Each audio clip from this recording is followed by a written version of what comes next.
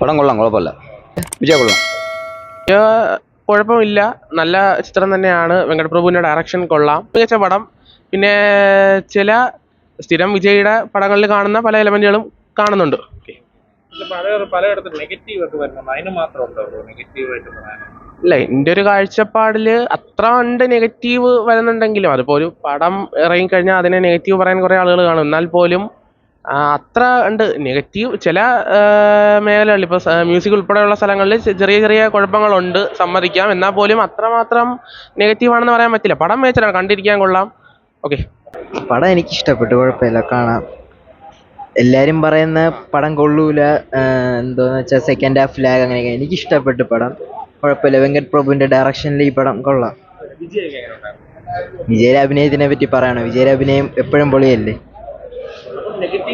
Negative പറയാന്ന് വെച്ചാൽ climax, ആ ഒരു ഫൈറ്റ് സീൻ ഒഴിച്ച് ബാക്കിയെല്ലാം കുഴപ്പമില്ല. ആ ഒരു ഇത് മാത്രമായിട്ടാണ് നെഗറ്റീവായിട്ട് തോന്നുന്നത്. ബാക്കിയെല്ലാം കുഴപ്പമില്ല, കാണാം.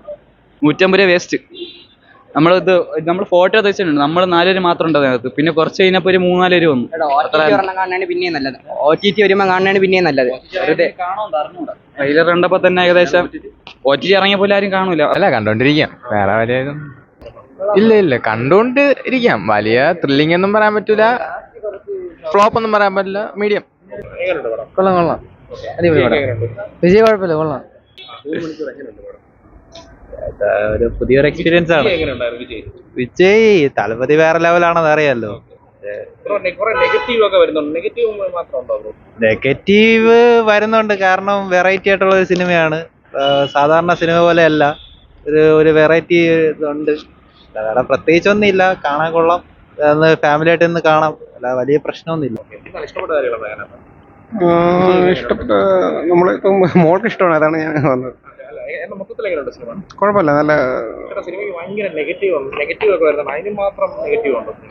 ഇല്ല, അങ്ങനെ നെഗറ്റീവായിട്ടൊന്നുമില്ല.